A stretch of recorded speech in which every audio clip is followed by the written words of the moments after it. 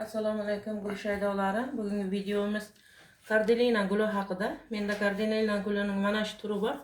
Kardelina gulini bugungi kunda O'zbekistonga har xil turlari kirib kelgan. Oqlari bor, atlas nusxa deymiz, yoki bo'lmasa siyoh ranglari bor, bargi katta-katta. Menda faqat mana shu turi bor. Kardelina gulimga har kuni sprey qilaman. Suvni me'yorida beraman. Yorug' quyosh tushadigan joyga qo'yaman, lekin baribir ham mana ko'rib turibsizlar, negadir shu oxirgi oylarda barglarda mana shunaqa narsalar paydo bo'lib qoldi. Bu degani yo'q havo quruqligidan bo'ladi, yoki bo'lmasa tomirida chirish yoki o'zgarish bo'lsa, mana shu holatlarda shunday bo'ladi. Havo quruq deb o'ylamayman, chunki men gullarimga har kuni sprey qilaman. Juda yaxshi holatda turuvdi. Keyin birdan mana shunaqa o'zgarish bo'lib qoldi. Endi bu gulni o'zi ko'paytirishga, chirinka qiladigan vaqt ham keldi. Shuning uchun hozir bu tomonlarni qirqib olib chirinkaga qo'yaman-da, qolgan tomirini ochib ko'ramiz. Qani tomirida qanday o'zgarish, chirish bormi, yo'qmi? O'shani ko'ramiz sizlar bilan birga. Kardelina gullari juda tez tomir chiqaradi. Xohlagan joyimizdan mana bunday qilib qirqib olamiz. Mana hammasini birday qilib qirqib olmoqchiman. Chunki baribir yana uchovini bitta tuvakka ekaman. Mana shu holatda qirqib oldim. Endi mana bu qolgan tomonlarni, bir ikkita barglarni xuddi mana shu shaklda yulib tashlayman-da. Mana. Yulib tashab, keyin suvga solib qo'yaman. Suvga solganimda juda ham tez tomir oladi. Agar xohlasalaringiz sizlar bir yo'la grunt kessalaringiz ham bo'ladi, lekin men o'tgan yil ham suvga solib tomirlatganman, shuning uchun bu yil ham suvga solaman. Mana. Mana bunaqa banka, chunki gulimiz katta, ichiga bir bo'lak ugl, derevesniy ugl solaman va juda ham oz miqdorda cho'pchani uchlarida nima solamiz? Karnevin. Karnevin tomir chiqarishga yordam beradi. Mana aralashtirib yuboraman. O'g'il esa tomirini gul tanasi chirib ketishdan saqlaydi. Xuddi mana shunaqa qilib solib qo'yaman. Demak, Kardelina juda ham tez tomir chiqaradi. 10-15 kunda o'zi tomirlari ko'rinib qoladi. Bir oy deganda uzun tomir chiqarib, ekishga tayyor bo'ladi. Mana shunday qilib suvga solib qo'ysangiz, bir pasda tomir chiqaradi. Endi mana bu Kardelina gulini tomirini ochib ko'ramiz. Kardelina gulini kesib ko'paytirsangiz ham bo'ladi. Mana bunaqa tagidan detkachalar chiqaradi. O'shalarni olib ko'paytirsangiz ham bo'ladi. Kardelina gulini parvarishi unaqa qiyin emas. Juda ham tez o'sadigan, oson o'sadigan gul. Juda ham tez o'sadi. Ko'pincha dratseniyaga o'xshaydi, lekin bu dratseniya emas. Lekin xuddi dratseniyaga o'xshab juda ham chiroyli bo'ladi. Agar yaxshi o'stirsangiz, bo'ylari juda ham uzun bo'ladi.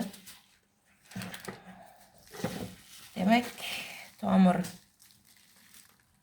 yaxshi, lekin tomirda chirish unchalik yo'q. Tomiri yaxshi turibdi. Demak, havo quruqligidan bo'lgan, chunki baribir uyda otepleniya ishlaydi. O'sha otepleniyada ishlagan uylarda bilasizlar, sovuqroq, havo qurib ketadi. Shuning natijasida shu holatga kelgan bo'lishi mumkin, lekin tomirlari yaxshi, mana ko'rib turibsizlar. Oq tomirlar chiqarib, yaxshi o'syapti. Mana bu detkachasi ham turaveradi, olmayman, bezovta qilmayman. Endi buni hozir boshqa tuvakka ekib olamiz. Demak, o'z nimasidan tuvagidan ko'ra kichkinaroq tuvakka ekaman. Chunki ko'rib turibsiz, tepa qismini kesib tashladik. Endi gul unchalik katta emas, shuning uchun mana shu tuvakni tanladim. Ozgina tagidan tuproq solamiz, gulimizni o'rnashtiramiz. Mana.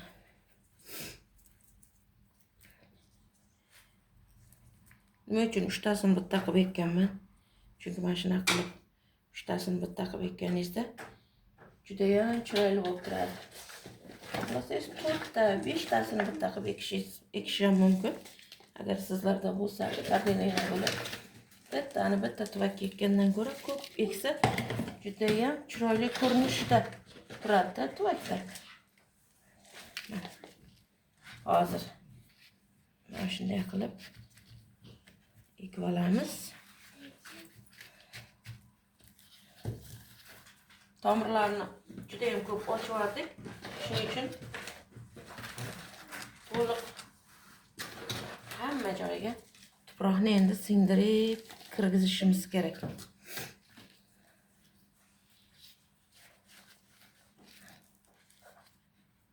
Mana ko'rib turibsizlar, kardinalina guli. Men har kuni sprey qilsam ham qancha nimalarda, barglarda qurish paydo bo'lib qolgan. Shuning uchun har kuni erinmasdan kardinalina gullarini 2-3 martalab sprey qilish kerak. Hozir men tayyorlagan gruntim tugab qoldi. Hozir boshqa grunt tayyorlab ekib olaman-da, yana sizlarga ko'rsataman. Mana gulimizni ekib oldik. Hozir buni yaxshilab bitta sug'oramiz, keyin har kuni sprey qilib turamiz. Shu bilan mana bu yoqlardan shox chiqarib, yana juda ham chiroyli shaklga kelib qoladi o'zi.